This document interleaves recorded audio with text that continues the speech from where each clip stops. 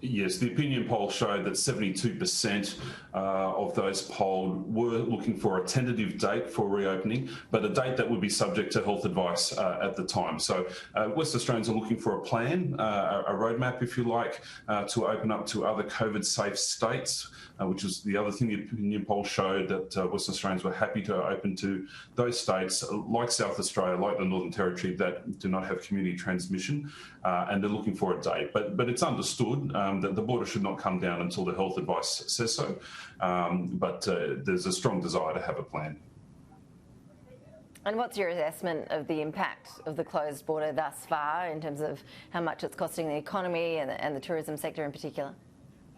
Yeah, it has been devastating for the tourism industry, particularly at the beginning. We had obviously not only the international and interstate borders in place, but we had regional travel restrictions as well for a long time.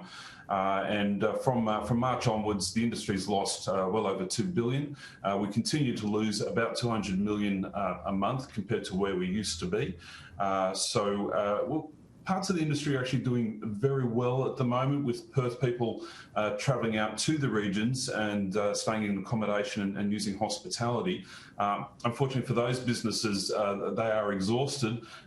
We're running out of staff as backpackers move out of Western Australia into other states, and we simply don't have the staff to serve the large number of guests from Perth. But in other parts of the state, and in other businesses, there's really no travellers at all. So our bus and coach companies are idle. Our CBD hotels are in a lot of trouble. So the only solution really to bring in interstate workers and to bring in interstate guests is to have a date. And the industry's really wanting to plan towards that date, but on the understanding that if at the time the health advice is don't open, then we don't open. But we'd rather plan for it than not.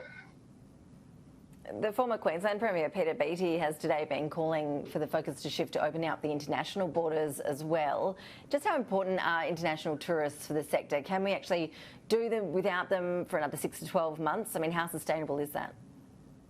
I think from our perspective, the most important thing is out-of-state visitors coming into Western Australia. When a Western Australian travels within their state, as happens in other states, they have their own vehicle, they're travelling around, they're pretty self-sufficient. When someone's flying into a destination, particularly coming in, then they're staying in Perth. They're reliant on rental cars and tour buses and the like. So people travelling away from home, out of state, travel very differently, and they certainly spend a lot more.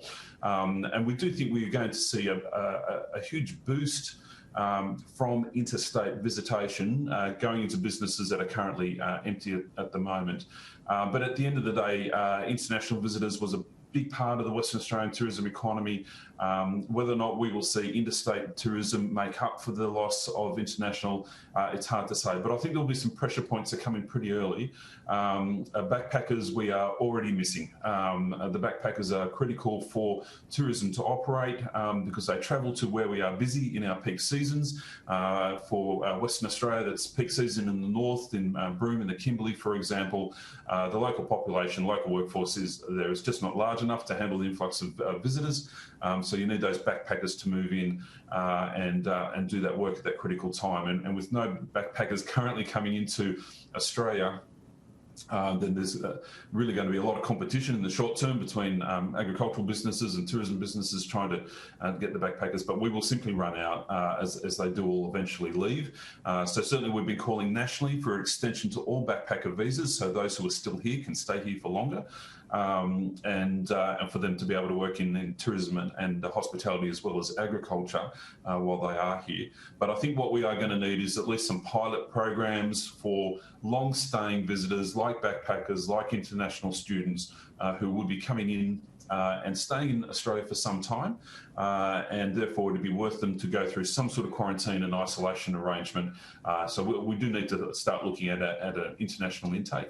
But of course, the other good news is that other nations, and most obviously New Zealand, have done extremely well in managing COVID, like Western Australia, like South Australia, and they're now opening up. So I'd like to see eventually a travel bubble open up, not only for interstate travel to those states that have managed COVID, but also to nations that have managed COVID as well, and including New Zealand's first on the list there.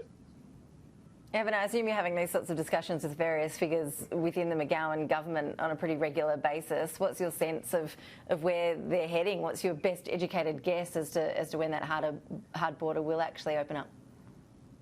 Well, the McGowan government has been very clear all along and steadfast on the approach, which is waiting for the health advice and not making a change without that health advice. And we agree with that. We absolutely support that position. I think we're now getting to a point where obviously most states are now COVID safe, and it looks like Victoria has done a spectacular job, as has New South Wales, with very, very low community transmission. So I think that they're waiting for health advice to say that it's safe to open up.